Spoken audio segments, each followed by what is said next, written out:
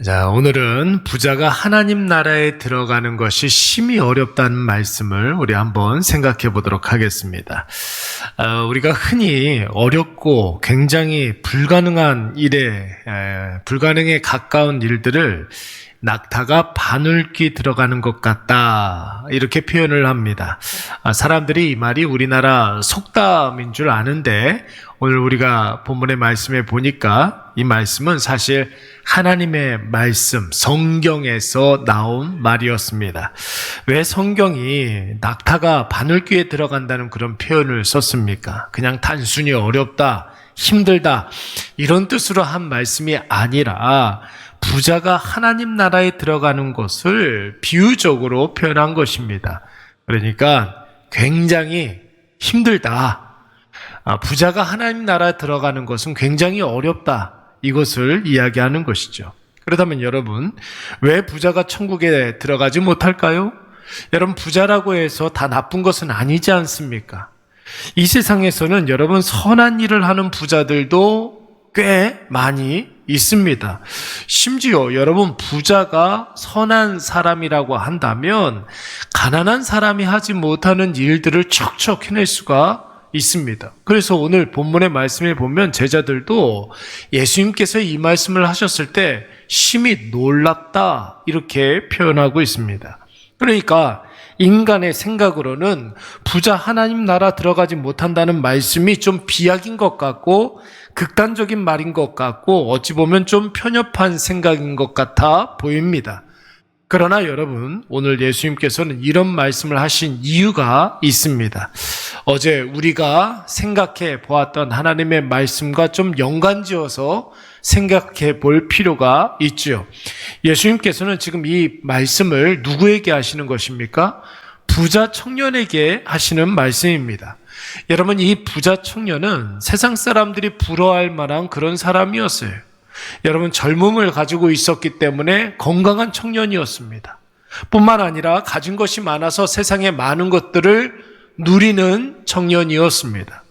율법적으로도 거의 완벽한 사람이었기 때문에 부모 공경하면서 또 십계명의 그 두 번째 돌판이 있지 않습니까? 그것을 거의 완벽에 가깝게 지키는 사람이었습니다. 그래서 많은 사람들에게 존경을 받고 좀 뭔가 이렇게 박수받는 그런 사람이었습니다.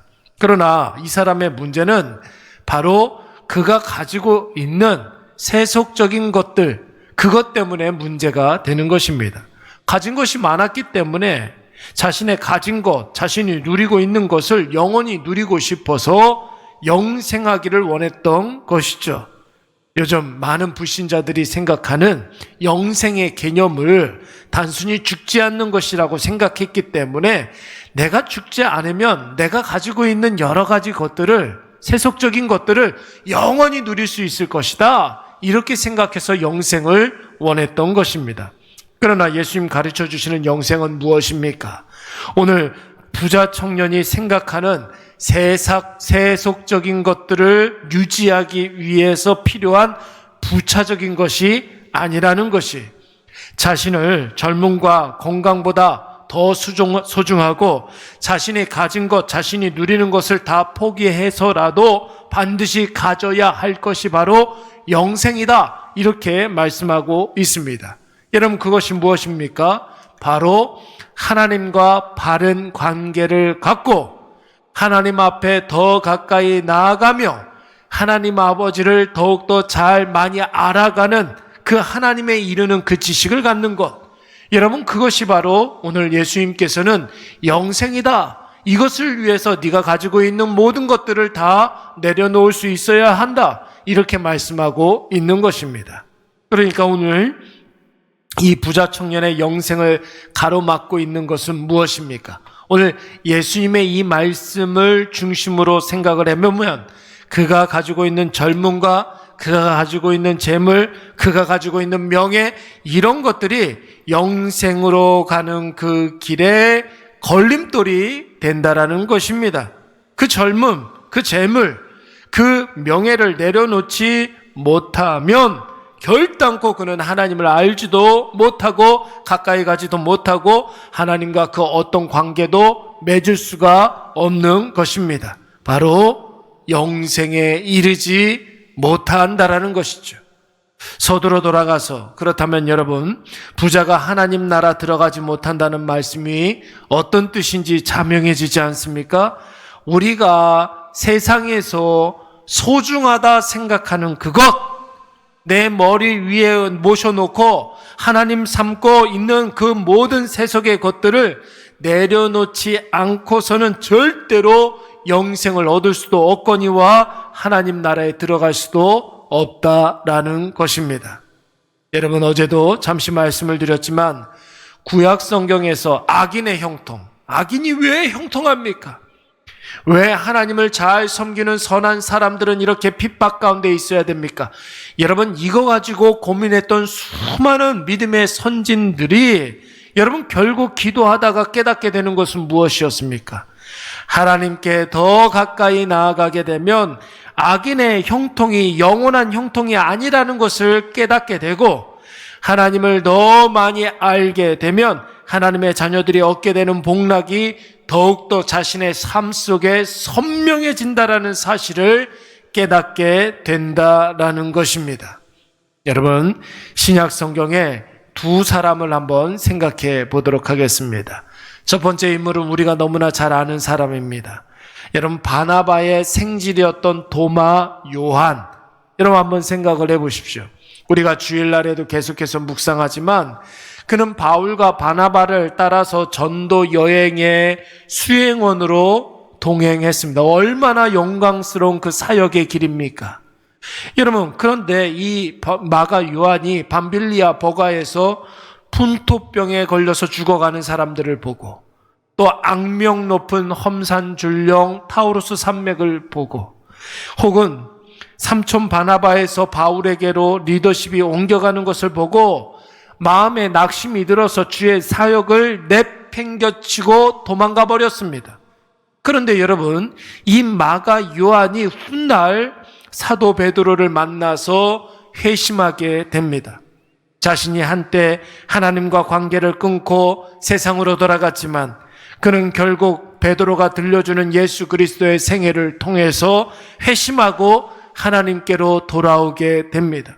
결국 그 마가 요한은 예수 그리스도의 생애를 담은 복음서, 최초의 복음서를 쓸 수 있는 그런 영광스러운 자리에 올라가게 되지 않습니까? 그 복음서가 바로 마가복음이라고 했습니다. 그런데 여러분, 똑같은 상황에서 바울을 버린 사람이 있습니다. 그 사람의 이름은 데살로니가 전서 말씀을 보니까 바울의 친구 데마라는 사람이었습니다. 여러분, 이 데마라는 사람은 로마에서 사도 바울이 당하는 여러 가지 고초를 보고 지금 바울이 당하고 있는 이 고초와 핍박이 혹시 내가 당해야 할 그 고초라고 생각을 했던 거예요. 그러니까 여러분, 마음에 두려움이 들기 시작했고, 마음에 두려움이 들기 시작하니까 세상에 주는 유혹에 속수무책으로 당할 수밖에 없었던 거예요. 여러분 꼭 기억하십시오.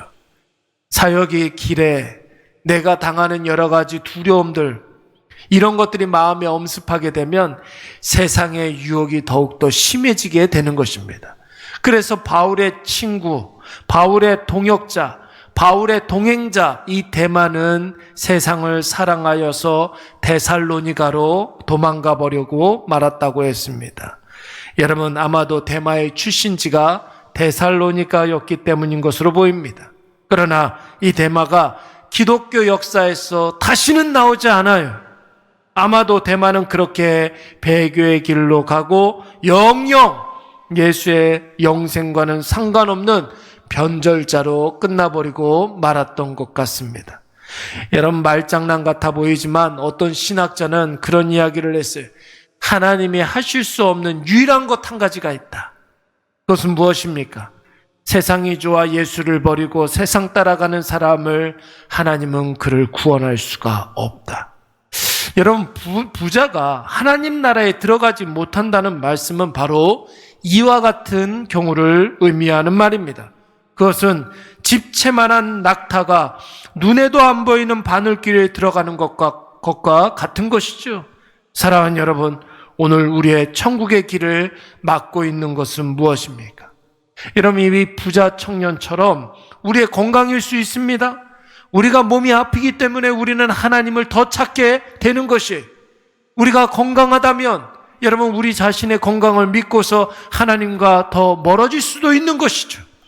혹은 아무도 모르게 숨겨놓은 재산일 수 있습니다. 여러분, 아무도 모르게 숨겨놓은 그 재산, 그거 열어보면서, 말씀을 열어보면서 위로를 받아야 되는데 통장을 열어보면서 위로받는 사람들이 있잖아요. 여러분, 그것 때문에 하나님께 더 가까이 가지 못하는 사람들이 있을 수 있다라는 것이, 아무도 모르게 숨겨놓은 그 땅. 아무도 없는 것 같은데요. 표정이. 네. 그것 때문에 하나님께로 가는 그 길을 막고 있을 수가 있는 거예요. 사람들 시선을 병적으로 의식하는 것, 그것이 하나님께로 가는 걸림돌이 될 수가 있습니다. 여러분, 성경은 분명히 이야기합니다. 한 사람이 두 주인을 섬길 수 없겠다고. 그렇죠. 우리가 이쪽을 바라보고 있으면 이쪽은 보지 못하는 거예요. 왜냐하면 하나님께서는 우리의 뒤통수에 눈을 달아놓지 않았어요. 한 가지만 보게 해요. 하나님과 재물을 겸하여 섬길 수 없다고 말씀하셨습니다.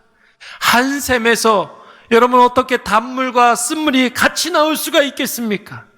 그리스도와 벨리알이 여러분 함께 할 수가 없는 것입니다. 세상을 미워하고 하나님만 사랑하는 사람에게 하나님이 주시는 하늘의 신령한 은혜가 있는 줄로 믿습니다. 오늘 이것을 꼭 기억하셔서 하나님 주신 이 귀한 하루, 하나님 생각 많이 하시고, 맨날 똑같은 이야기 하는데 하나님 생각 많이 하시고 하나님 생각으로 살아가시고 하나님 생각 많이 나게 하시는 우리 사랑하는 일해 가족들 되시기를 간절히 축원합니다.